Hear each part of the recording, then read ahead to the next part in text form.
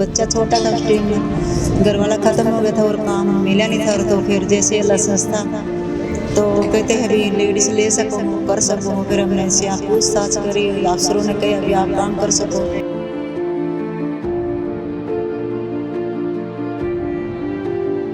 लड़का था एक था, गोद लिया था, वो अपनी माँ के पास चला गया। अच्छा, लड़का जो आपने गोद लिया वो अपनी माँ के पास? हाँ।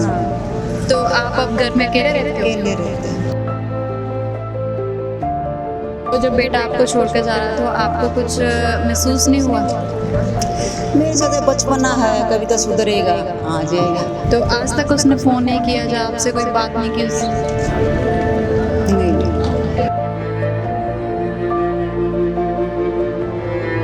वैसे दूर से आना है जाना है, रात को मुश्किल होती है मेरे को टेम्पो में आना जाना। टेम्पो में पता है नशेड़ी कुली कुछ चलते, मैं 1-2 गाड़ी करके चली जाती हूँ। जैसे 8 बजे निकल जाती हूँ, 9 बजे। और घर में अकेली लेडीज रहती है, उसको बहुत परेशानी आती है, चिंता टेंशन ही लगी रहती है दिन रात।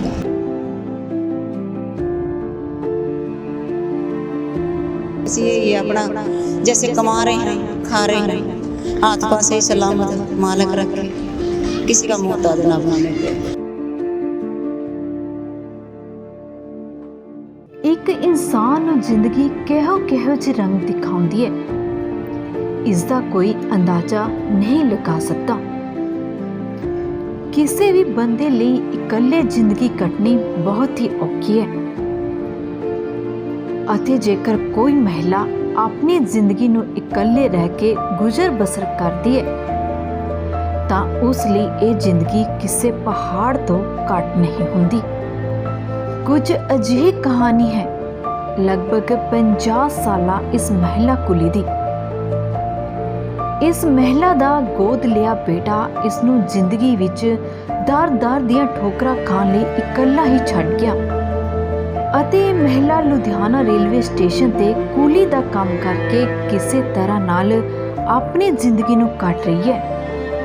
ਇਸ ਮਹਿਲਾ ਕੁਲੀ ਦਾ ਨਾਮ ਮਾਇਆ ਹੈ ਤੇ ਇਹ ਪਿਛਲੇ ਲਗਭਗ 8 ਸਾਲਾਂ ਤੋਂ ਰੇਲਵੇ ਸਟੇਸ਼ਨ ਤੇ ਕੂਲੀ ਦਾ ਕੰਮ ਕਰਦੇ ਹੋਏ ਲੋਕਾਂ ਦਾ ਬੋਝ ਢੋ ਰਹੀ ਹੈ।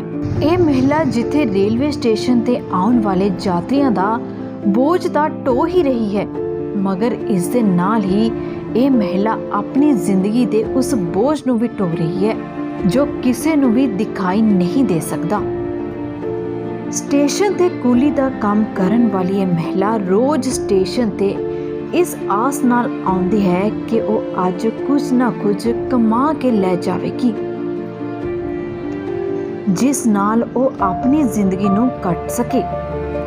ਇਸ ਮਹਿਲਾ ਕੁਲੀ ਦੇ ਮੁਤਾਬਕ ਇਸ ਦਾ 17 ਸਾਲਾ ਬੇਟਾ ਵੀ ਇਸ ਨੂੰ ਛੱਡ ਕੇ ਚਲਾ ਗਿਆ ਹੈ ਤੇ ਇਹ ਹੁਣ ਬਿਲਕੁਲ ਇਕੱਲੀ ਪੈ ਗਈ ਹੈ।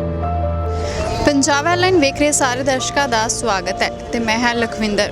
ਕਿਹਾ ਜਾਂਦਾ ਹੈ ਕਿ ਜਦੋਂ ਇੱਕ ਲੇਡੀਜ਼ ਦੇ ਉੱਤੋਂ, ਇੱਕ ਔਰਤ ਦੇ ਉੱਤੋਂ ਜਦੋਂ ਉਸਦੇ ਪਤੀ ਦਾ ਸਾਇਆ ਉੱਠ ਜਾਂਦਾ ਹੈ ਤਾਂ ਉਸਨੂੰ ਆਪਣੇ ਅੱਗੇ ਦੀ ਜਿਹੜੀ ਜ਼ਿੰਦਗੀ ਹੈ ਉਹ ਬਤੀਤ ਕਰਨੀ ਬੜੀ ਮੁਸ਼ਕਿਲ ਹੋ ਜਾਂਦੀ ਹੈ, ਖਾਸ ਕਰ ਉਦੋਂ ਜਦੋਂ ਇੱਕ ਇਕੱਲੀ ਔਰਤ ਆਪਣੇ ਘਰ ਦਾ ਗੁਜ਼ਾਰਾ ਕਰਦੀ ਹੈ, ਆਪਣੇ ਬੱਚਿਆਂ ਨੂੰ ਪਾਲਦੀ ਹੈ। ਇਸੇ ਤਰ੍ਹਾਂ ਅੱਜ ਅਸੀਂ ਰੇਲਵੇ ਸਟੇਸ਼ਨ ਵਿਖੇ ਪਹੁੰਚੇ ਹਾਂ ਜਿੱਥੇ ਇੱਕ ਔਰਤ ਕੂਲੀ ਦਾ ਕੰਮ ਕਰਦੀ ਹੈ। ਉਹਨਾਂ ਨਾਲ ਗੱਲਬਾਤ ਕਰਦੇ ਹਾਂ ਕਿ ਕਿਸ ਤਰ੍ਹਾਂ ਉਹਨਾਂ ਦੇ ਘਰ ਦਾ ਗੁਜ਼ਾਰਾ ਹੁੰਦਾ ਹੈ। कदों तो तुम यार काम कर रहे हो? मेरे को मैडम हो गया 8-9 साल। पहले नंबर 1 पे आई थी, जैसे बच्चा छोटा था उस टाइम में, घर वाला ख़त्म हो गया था और काम मिला नहीं था। और तो फिर जैसे अल्लाह संस्था तो कहते हैं अभी लेडीज़ ले सको हो कर सको हो। फिर हमने इनसे यहाँ पूछताछ करी, अफसरों ने कहा अभी आप काम कर सको। हमने ये काम मिला, दिया काम, तो उससे फिर हम अपना काम। घर वाले की डेथ कैसे हुई? बीमार चलते थे, 7-8 साल से बीमार थे वो, ज़्यादा रीढ़ की हड्डी में कोई नुक्स। तो जब वो बीमार थे तो कैसे आपका खर्चा कैसे चला? बड़ा मुश्किल था उस टाइम में, बहुत मुश्किल था। कुछ दिहाड़ी भी नहीं कमा सकना थे, नहीं कुछ वो भी नहीं कमा सकते थे, बड़ा मुश्किल था। वो आते ड्यूटी पर ज़रूर थे, फिर काम नहीं होता था उनसे। रीढ़ की हड्डी का ऑपरेशन करवाया था, उसमें पैसा लगता, उसके बाद फिर वो कंडम ही हो गए थे, सही नहीं, तो ठीक नहीं रहे। तो आपके बच्चे कितने हैं? लड़का था एक था, गोद लिया था, वो अपनी माँ के पास चला गया। अच्छा, लड़का जो आपने गोद लिया वो अपनी माँ के पास चला गया। तो आप अब घर में अकेले रहते हो? अकेले रहते हैं। तो कैसे आप घर का हालात कैसे हैं आपके? ठीक नहीं है मैडम, बस जैसे आ जाती हूँ यहाँ पर थोड़ा मन सा लग जाता है, थोड़ा बहुत जैसे अपना खर्चा पानी ले जाती हूँ, बस टेंशन ज़्यादा रहती है, चिंता बहुत ज़्यादा। कैसे आप जैसे घर में रहते हो, अब ड्यूटी में आते हो, कैसे आपका दिल कैसे लगता है घर में? जैसे काम मिल जाता है तो ये सोचती हूँ चलो मेरे को काम मिला है, अच्छी सवारी मिली है, 200-400 जैसे 500-400 जो भी बनता है, सोचती हूँ चलो मैंने किसी के आगे हाथ नहीं फैलाना पड़ेगा। और आती हूँ यहाँ पर मन लग जाता है, एक दूसरे को देख देख के ना अच्छा पैसेंजर कोई मिल जाता है, मुसाफिर मिल जाता है, थोड़ा सा हौसला बढ़ाते हैं। और घर में अकेली लेडीज़ रहती है उसको बहुत परेशानी आती है, चिंता टेंशन ही लगी रहती है दिन रात। ਪੰਜਾਬ ਹੈਡਲਾਈਨ ਦੀ ਟੀਮ ਨੂੰ ਇਸ ਮਹਿਲਾ ਨੇ ਦੱਸਿਆ ਕਿ ਉਸ ਨੂੰ ਰੇਲਵੇ ਸਟੇਸ਼ਨ ਤੇ ਕੂਲੀ ਦੀ ਨੌਕਰੀ ਉਸਦੇ ਪਤੀ ਦੀ ਮੌਤ ਤੋਂ ਬਾਅਦ ਮਿਲੀ। ਇਸ ਮਹਿਲਾ ਦੇ ਮੁਤਾਬਕ ਇਸ ਦਾ ਪਤੀ ਬਹੁਤ ਬਿਮਾਰ ਰਹਿੰਦਾ ਸੀ ਅਤੇ ਗੰਭੀਰ ਬਿਮਾਰੀ ਦੇ ਚਲਦਿਆਂ ਉਹ ਇਸ ਦੁਨੀਆ ਤੋਂ ਚਲਾ ਗਿਆ। ਇਸਨੇ ਦੱਸਿਆ ਕਿ ਜਦੋਂ ਇਸ ਦੇ ਪਤੀ ਦੀ ਮੌਤ ਹੋਈ ਤਾਂ ਇਸ ਦਾ ਗੋਦ ਲਿਆ ਹੋਇਆ ਬੇਟਾ ਇਸ ਦੇ ਨਾਲ ਹੀ ਰਹਿੰਦਾ ਸੀ, ਜਿਸ ਦਾ ਪਾਲਣ ਪੋਸ਼ਣ ਕਰਨ ਦੇ ਲਈ ਇਸ ਮਹਿਲਾ ਨੇ ਰੇਲਵੇ ਸਟੇਸ਼ਨ ਤੇ ਆਪਣੇ ਪਤੀ ਦੀ ਜਗ੍ਹਾ ਤੇ ਕੂਲੀ ਦੀ ਨੌਕਰੀ ਹਾਸਲ ਕੀਤੀ। ਇਸ ਮਹਿਲਾ ਦਾ ਕਹਿਣਾ ਸੀ ਕਿ ਜੇਕਰ ਇਸ ਦੇ ਪਤੀ ਦੇ ਕੋਲ ਕੂਲੀ ਦੀ ਨੌਕਰੀ ਨਾ ਹੁੰਦੀ ਤਾਂ ਇਸ ਨੂੰ ਕਿਸੇ ਨੇ ਵੀ ਕੰਮ ਨਹੀਂ ਦੇਣਾ ਸੀ ਤੇ ਇਸ ਨੂੰ ਆਪਣੇ ਬੱਚੇ ਦਾ ਪਾਲਣ ਪੋਸ਼ਣ ਕਰਨਾ ਬਹੁਤ ਹੀ ਔਖਾ ਹੋ ਜਾਣਾ ਸੀ। ਮਗਰ ਇਸ ਨੂੰ ਇਸ ਗੱਲ ਦਾ ਬਿਲਕੁਲ ਵੀ ਪਤਾ ਨਹੀਂ ਸੀ ਕਿ ਜਿਸ ਗੋਦ ਲਏ ਬੱਚੇ ਨੂੰ ਇਹ ਲੋਕਾਂ ਦਾ ਬੋਝ ਢੋ ਢੋ ਕੇ ਪਾਲ ਰਹੀ ਹੈ वही इसनु एक दिन छड़ के चला जाएगा। जब बेटा आपका कितना बड़ा था जब अपनी माँ के पास चला गया? 17 साल का। 17 साल आपने उसे पाल कर पोस कर बड़ा किया, तो उसने आपके बारे में नहीं सोचा? वो भी वो उसके ना मतलब पहले दौर ख़त्म हो गया था, उसने भी छोटे छोटे बच्चे पाले हैं और फिर ये मेरा घर वाला भी ख़त्म हो गए और हमारे घर के हालात ज़्यादा ही ख़राब हो गए, ज़्यादा ही मतलब सास ससुर भी ख़त्म बहुत ज़्यादा। और उसका भी मकान जैसे पता नहीं बेच गई और मेरा टूट गया मकान, वो जाके अपने माँ बाप के पास बच्चे पाले हैं। वैसे ये ज़्यादा परेशानी बहुत आई हमने, बहुत दोनों की परेशानी है, उनको भी बच्चे पालने में मेरे को ज़्यादा आई। नहीं, जो बेटा है आपका आपकी बात पूछता है? उसने सिर्फ अपने ना सोचा था कि बहनें हैं बड़ी बड़ी, कहते हैं शादी ब्याह करनी है, घर बार देखना है और काम काज कुछ कर नहीं रहे थे। यहाँ पर तो मैं सोचती थी पढ़ाऊँगी लिखाऊँगी अच्छा बनाऊँगी, तो नहीं, पढ़ा लिखा नहीं है। तो कोई रिश्तेदार नहीं है जो आप उनसे मतलब कि मदद मिलती हो आपको उनसे? रिश्तेदार तो है मैडम, देखो बहन बनोई है, फिर इतना नहीं है, कोई 2 दिन पूछेगा 4 दिन पूछेगा, सारे दिन भर नहीं रिश्तेदारों करेंगे। अकेली लेडीज़ को तो पता है कोई नहीं रखता, जैसे परिवार होता है वो अलग बात है, देवर जेठ होते अलग बात है, बहन भाई के पास तो बस 2-4 दिन का ही होता है। हाँ देवर जेठ ये है, देवर ख़त्म हो गया, जेठ था गाँव रहने लग गया। ਇਸ ਮਹਿਲਾ ਕੁਲੀ ਦਾ ਕਹਿਣਾ ਸੀ ਕਿ ਜਿੱਥੇ ਕਰੋਨਾ ਕਾਲ ਦੇ ਦੌਰਾਨ ਸਟੇਸ਼ਨ ਬੰਦ ਰਹਿਣ ਤੇ ਇਸ ਨੂੰ ਰੋਟੀ ਦੇ ਲਾਲੇ ਪੈ ਗਏ ਸੀ, ਹੁਣ ਸਟੇਸ਼ਨ ਖੁੱਲ੍ਹਣ ਨਾਲ ਇਸ ਦਾ ਮਾੜਾ ਮੋਟਾ ਰੋਟੀ ਦਾ ਜੁਗਾੜ ਪਾਣੀ ਹੋ ਜਾਂਦਾ ਹੈ। ਰੇਲ ਯਾਤਰੀ ਵੀ ਇਸ ਨੂੰ ਤਰਸ ਦੇ ਆਧਾਰ ਤੇ ਆਪਣਾ ਸਮਾਨ ਢੋਣ ਲਈ ਦੇ ਦਿੰਦੇ ਹਨ। ਇਸ ਦਾ ਕਹਿਣਾ ਸੀ ਕਿ ਇਸ ਦਾ ਘਰ ਸਟੇਸ਼ਨ ਤੋਂ ਲਗਭਗ 8 ਤੋਂ 10 ਕਿਲੋਮੀਟਰ ਦੀ ਦੂਰੀ ਤੇ ਹੈ ਤੇ ਜਿਸ ਜਗ੍ਹਾ ਤੋਂ ਇਹ ਆਉਂਦੀ ਹੈ ਉਸ ਜਗ੍ਹਾ ਦਾ ਇਲਾਕਾ ਨੇਰਾ ਪੈਣ ਤੇ ਕਾਫੀ ਅਸੁਰੱਖਿਅਤ ਹੋ ਜਾਂਦਾ ਹੈ, ਜੋ ਕਿ ਇੱਕ ਮਹਿਲਾ ਦੇ ਲਈ ਕਾਫੀ ਖਤਰਨਾਕ ਬਣ ਜਾਂਦਾ ਹੈ। ਅਤੇ ਜਿਸ ਦਿਨ ਉਹ ਸਟੇਸ਼ਨ ਤੇ ਕੰਮ ਮਿਲਣ ਕਰਕੇ ਲੇਟ ਹੋ ਜਾਂਦੀ ਹੈ उस दिन उसनू अपनी रात स्टेशन ते ही कटनी पै जाती है।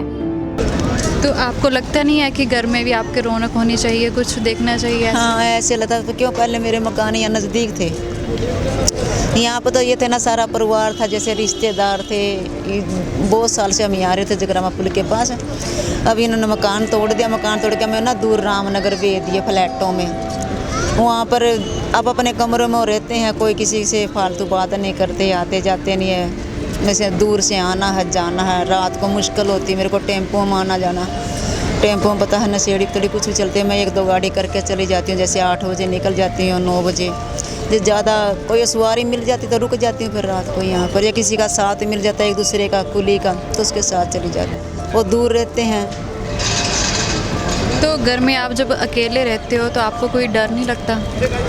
मैडम तो डर तो घर में डर नहीं लगता, आने जाने में डर लगता है। यहाँ पर आती जाती ना, ड्यूटी पे आती जब डर लगता है। मेरे को रास्ता बड़ा मुश्किल लगता है, इतनी दूर से आना जाना। किराया लगाती हूँ, किराया जेब में होएगा तो जाऊँगी, यहाँ से सोचूँगी बोनी हो पैसा हो तो चली जाऊँगी, या भी चाय पानी का भी चाहिए। बस आते तो हाँ काम पर मालिक का ना, लेकिन भी मालिक देगा जो काम पाए। बेटे को कितना चेर हो गया गए? 4 साल हो गए। 4 साल हो गए बेटे को गए हुए। तो जब बेटा आपको छोड़ कर जा रहा था, आपको कुछ महसूस नहीं हुआ? मेरे सोचा बचपना है, कभी तो सुधरेगा, आ जाएगा। किसके लिए कमाते हैं? उन्हीं का तो है, इन लोगों का।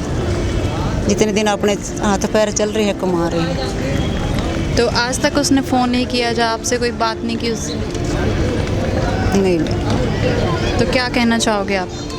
कुछ नहीं मैडम, बस कुछ नहीं, बस यही है अपना जैसे कमा रहे हैं खा रहे हैं, हाथ पाँव से ही सलामत मालिक रखे, किसी का मोहताज ना बनने दे। तो आगे की आप ज़िंदगी कैसे काटोगे? देखो जी, वो तो ज़िंदगी कटती है, जैसे मालिक रखता है ज़िंदगी में रहना ही पड़ता है। ਗੌਰਤਲਬ ਹੈ ਕਿ ਸਟੇਸ਼ਨ ਤੇ ਇਸ ਵੇਲੇ ਕੁੱਲ 56 ਕੁਲੀ ਕੰਮ ਕਰ ਰਹੇ ਹਨ, ਜਿਨ੍ਹਾਂ ਵਿੱਚੋਂ 2 ਮਹਿਲਾ ਕੁਲੀ ਹਨ ਤੇ ਦੂਸਰੀ ਮਹਿਲਾ ਕੁਲੀ ਦੀ ਕਹਾਣੀ ਵੀ ਕੁਝ ਇਸੇ ਤਰ੍ਹਾਂ ਦੀ ਹੀ ਹੈ। ਇਸ ਮਹਿਲਾ ਕੁਲੀ ਮਾਇਆ ਦੀ ਇਹ ਮੰਗ ਸੀ ਕਿ ਰੇਲਵੇ ਨੂੰ ਇਹਨਾਂ ਮਹਿਲਾ ਕੁਲੀ ਬਾਰੇ ਕੁਝ ਨਾ ਕੁਝ ਜ਼ਰੂਰ ਸੋਚਣਾ ਚਾਹੀਦਾ ਹੈ, ਤਾਂ ਕਿ ਇਹਨਾਂ ਦੀ ਜ਼ਿੰਦਗੀ ਥੋੜੀ ਸੁਖਾਵੀਂ ਤੇ ਸੁਰੱਖਿਅਤ ਹੋ ਜਾਵੇ। ਪੰਜਾਬ ਹੈਡਲਾਈਨ ਦੀ ਟੀਮ ਅੱਗੇ ਵੀ ਤੁਹਾਨੂੰ ਕੁਝ ਅਜਿਹੀਆਂ ਕਹਾਣੀਆਂ ਦੇ ਨਾਲ ਰੂਬਰੂ ਕਰਾਉਂਦੀ ਰਹੇਗੀ, ਤਾਂ ਕਿ ਉਹਨਾਂ ਲੋਕਾਂ ਨੂੰ ਕੁਝ ਸਿੱਖਿਆ ਮਿਲ ਸਕੇ ਜੋ ਜ਼ਿੰਦਗੀ ਦੀ ਪਰੇਸ਼ਾਨੀਆਂ ਨੂੰ ਨਾ ਝੇਲਦੇ ਹੋਏ ਜ਼ਿੰਦਗੀ ਤੋਂ ਹਾਰ ਮੰਨ ਲੈਂਦੇ ਹਨ ਅਤੇ ਇਸ ਦੁਨੀਆ ਨੂੰ ਅਲਵਿਦਾ ਕਹਿਣ ਹੀ ਜ਼ਿਆਦਾ ਬਿਹਤਰ ਸਮਝਦੇ ਹਨ। ਇਸ ਮਹਿਲਾ ਕੁਲੀ ਦੀ ਕਹਾਣੀ ਤੋਂ ਲੋਕਾਂ ਨੂੰ ਇਹ ਪ੍ਰੇਰਨਾ ਲੈਣੀ ਚਾਹੀਦੀ ਹੈ ਕਿ ਜ਼ਿੰਦਗੀ ਭਾਵੇਂ ਕਿਹੋ ਜਿਹੀ ਵੀ ਕਿਉਂ ਨਾ ਹੋਵੇ, ਉਸ ਤੋਂ ਕਦੇ ਵੀ ਹਾਰ ਨਹੀਂ ਮੰਨਣੀ ਚਾਹੀਦੀ ਅਤੇ ਆਪਣੇ ਸੰਘਰਸ਼ ਨੂੰ ਜਾਰੀ ਰੱਖਣਾ ਚਾਹੀਦਾ ਹੈ। Bureau report, Punjab headline.